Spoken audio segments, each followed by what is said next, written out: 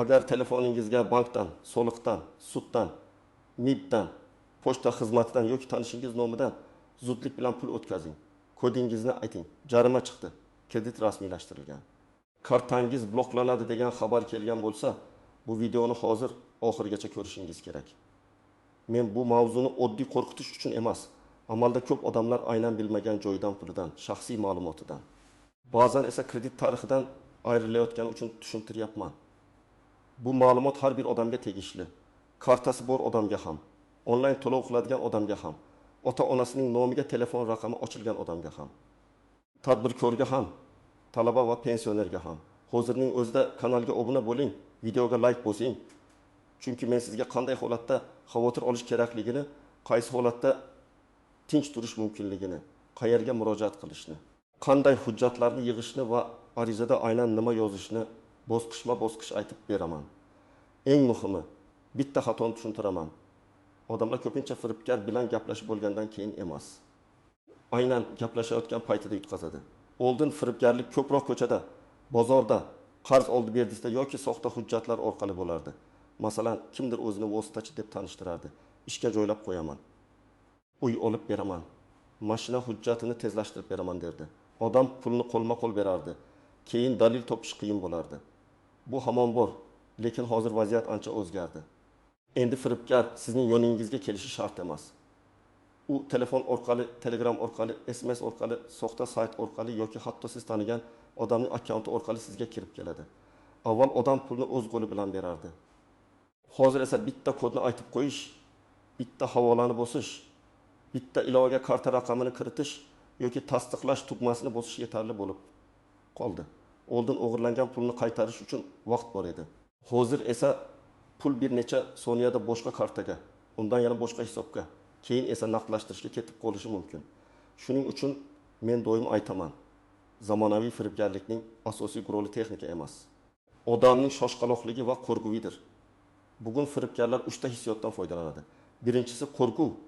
Kartangiz bloklanadi, nomingizga kredit olindi, sud qarori chiqdi. Farzandingiz muammoga tushdi. Ikkinchisi ochko'zlik emas, balki oson foyda umidi. Yordam puli chiqdi, kompensatsiya bor. Yutib oldingiz. Investitsiyadan kuniga 5% daromad. Uchinchisi ishonch. Men bank xodimiman, men davlat organdanman. Men sizning qarindoshingizman, men rahbaringizman. Shu 3 ta usuldan biri ishlasa, odam o'zi sezmagan holda xato qiladi. Birinchi muhim qoida.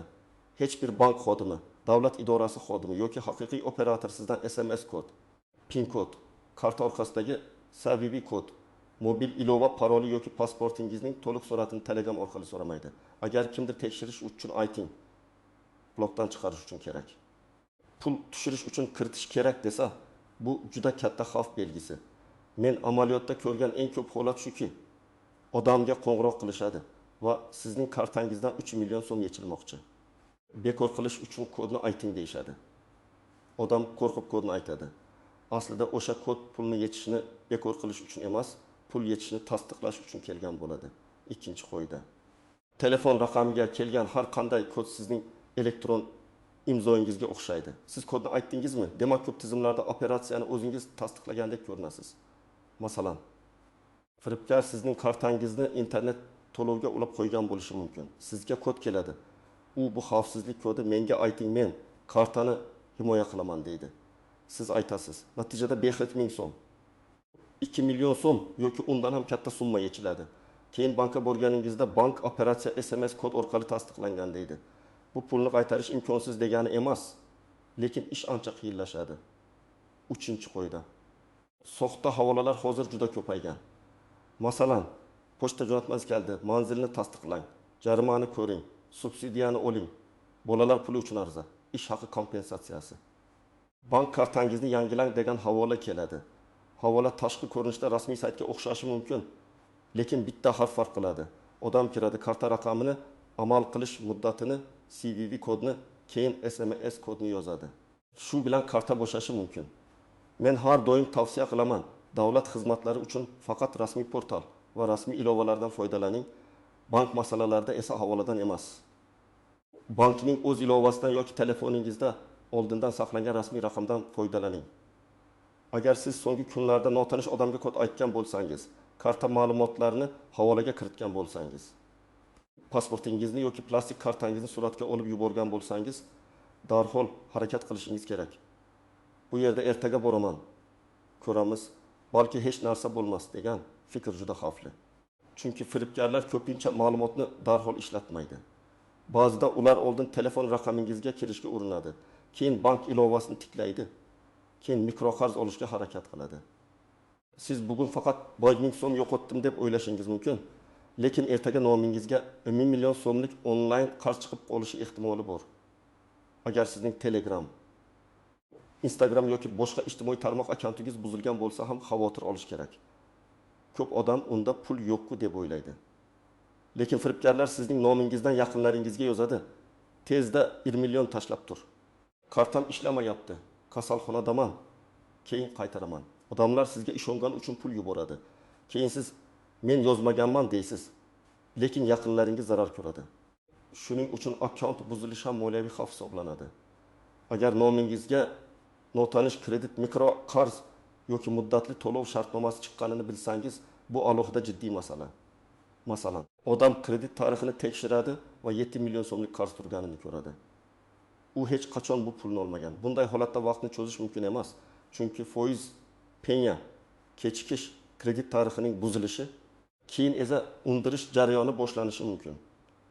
Siz qarzni tan olmasangiz ham rasmiy tartibda e'tiroz bildirmasangiz, tizimda u muammo bo'lib turaveradi. Agar sizga shunchaki notanish raqamdan qo'ng'iroq bo'lgan, lekin siz hech qanday kod aytmagan, hech qanday havolaga kirmagan, karta yoki pasport ma'lumotini bermagan bo'lsangiz, vahima qilish shart emas, lekin baribir ehtiyot choralarini ko'rish kerak. Bank ilovasiga kirib balansni tekshiring, oxirgi operatsiyalarni ko'ring, kerak bo'lsa kartadagi internet to'lov limitini kamaytiring. Mobil operator kabinetida nomingizga begona qo'shimcha xizmatlar ulanmaganini tekshirish ham foydali. Agar xabar kelgan bo'lsa, lekin siz unga javob bermagan bo'lsangiz, havosilarni bosmagan bo'lsangiz, eng to'g'ri yo'l uni o'chirib tashlash va jo'natuvchini bloklashdir. Lekin xabar rasmiy idoradan kelgandek tuyulsa, masalan jarima, sud, soliq yoki MIB haqida bo'lsa, havoladan kirib tekshirmang. O'zingiz rasmiy saytga kiring yoki idoraning rasmiy raqamiga qo'ng'iroq qiling. Muhim farq shunda, siz havola ortidan bormaysiz. Siz rasmiy manbani mustaqil ochasiz. Birinchi misol. 45 yoshli erkakka bank xavfsizlik xizmati nomidan qo'ng'iroq qilishadi. Sizning kartangizdan 4 million 800 ming so'm yechilmoqchi, hozir bekor qilamiz deyishadi. U odam qo'rqib qoladi, chunki kartasida oylik puli bor. Unga SMS kod keladi. Firibgar bekor qilish kodi deydi. Erkak kodni aytadi. Natijada 4 million 800 ming so'm aynan shu kod orqali yechiladi. Bu yerda xato bitta. Qo'ng'iroq qilgan odam kimligini mustaqil tekshirmasdan kod aytilgan. Ikkinchi misol.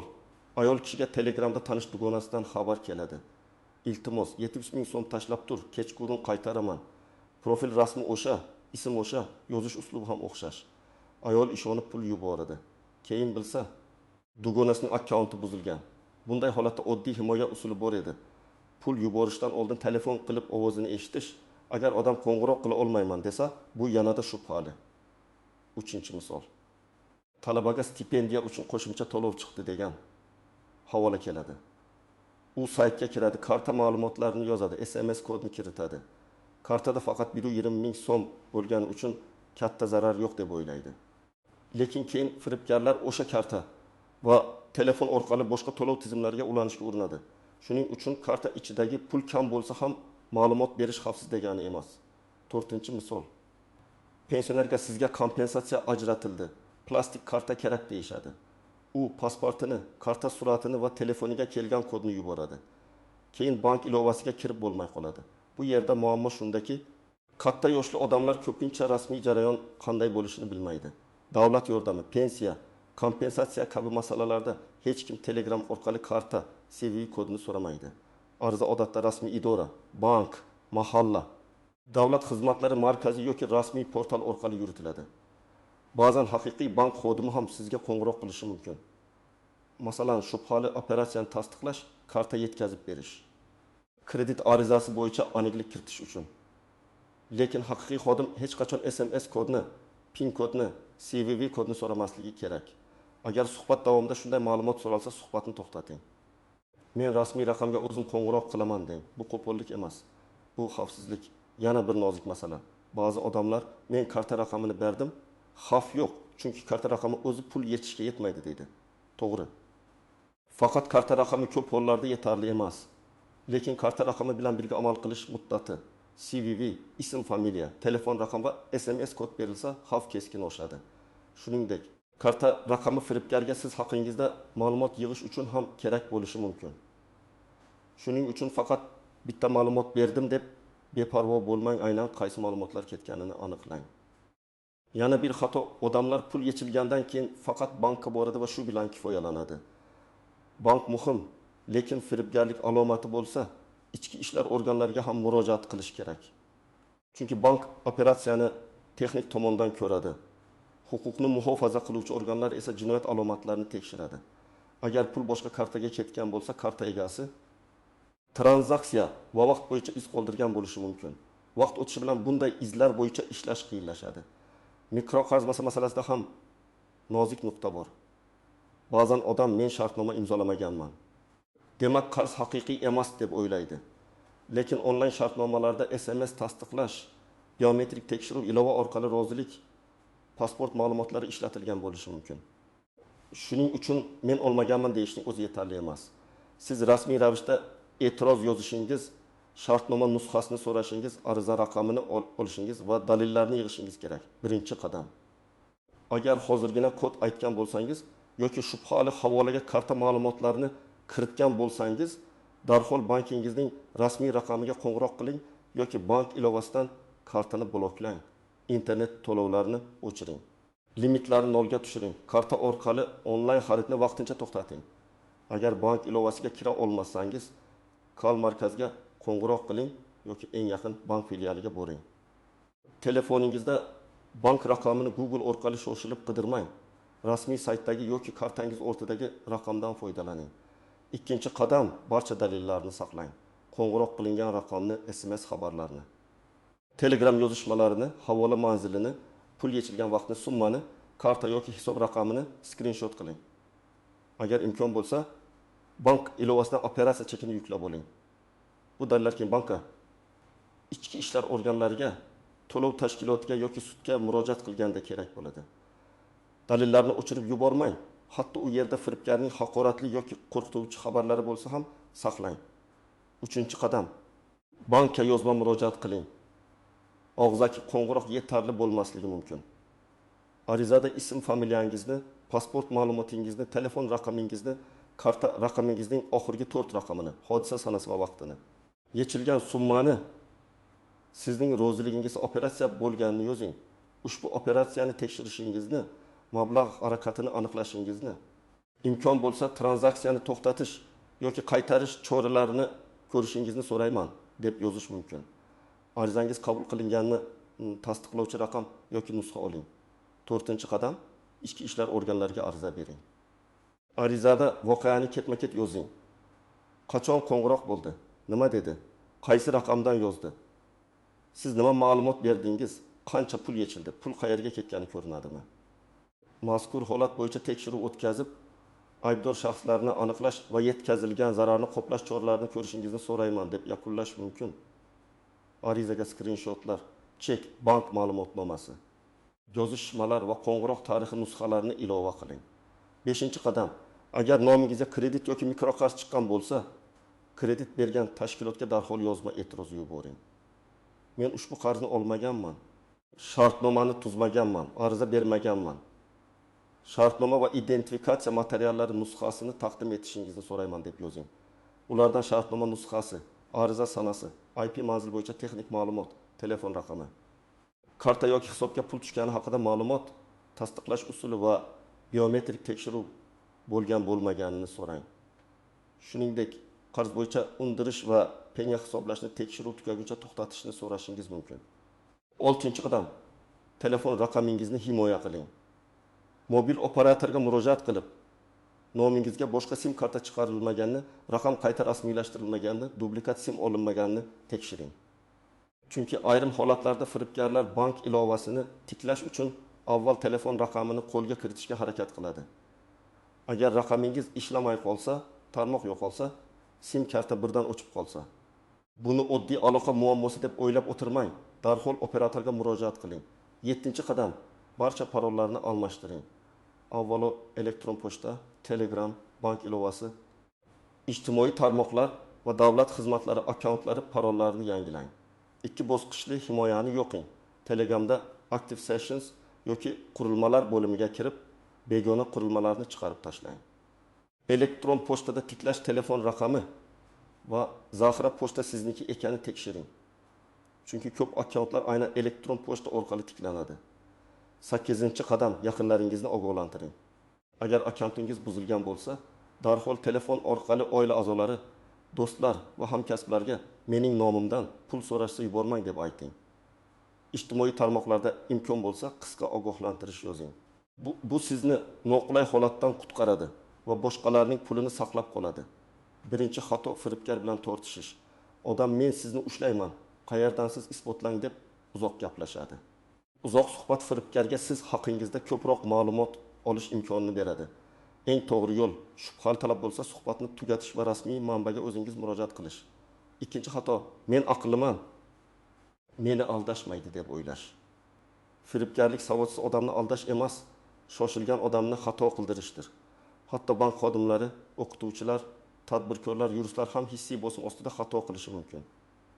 Shuning uchun qoidani odamning aqliga emas, tartibga bog'lash kerak. Kod aytilmaydi, havola bosilmaydi, pul yuborishdan oldin ovozli tasdiq olinadi. 3-xato ariza bermaslik. Ba'zi odamlar baribir topishmaydi deb o'ylaydi. Men bunday yondashuvni noto'g'ri deb bilaman. Har bir holatda pul qaytadi deb kafolat berib bo'lmaydi. Lekin ariza bo'lmasa, rasmiy tekshiruv ham bo'lmaydi. Statistik iz ham qolmaydi. Keyingi huquqiy himoya ham qiyinlashadi. Ayniqsa katta summa, kredit, pasport ma'lumoti yoki akkaunt buzilishi bo'lsa ariza berish shart. Bugun eslab qolishingiz kerak bo'lgan asosiy narsa shu. Sizga shoshilinch bosim qilishsa, demak birinchi harakatingiz to'xtash bo'lishi kerak. Kodni aytmang, havolaga kirmang, karta ma'lumotini yubormang, pul o'tkazmang. Rasmiy raqamga o'zingiz qo'ng'iroq qiling, bank ilovasidan tekshiring. Kerak bo'lsa kartani bloklang va yozma ariza qoldiring. Agar zarar bo'lgan bo'lsa, dalillarni yig'ing. Bankka va ichki ishlar organlariga murojaat qiling. Kredit bo'lsa, qarz bergan tashkilotdan shartnoma va tasdiqlash materiallarini talab qiling. Men bu videoda sizga qo'rqish uchun emas, o'zingizni va yaqinlaringizni himoya qilish uchun aniq yo'l xaritasini berdim. Endi siz ham izohlarda yozing. Sizga shunaqa qo'ng'iroq yoki xabar kelganmi? Ular o'zini kim deb tanishtirgan? Qanday usul ishlatgan? Sizning tajribangiz boshqa odamni xatodan saqlab qolishi mumkin. Videoga like bosing. Kanalga obuna bo'ling va bu videoni ota-onangiz, farzandlaringiz, do'stlaringizga yuboring. Chunki bunday ma'lumotni odam zarar ko'rgandan keyin emas, undan oldin bilishi kerak.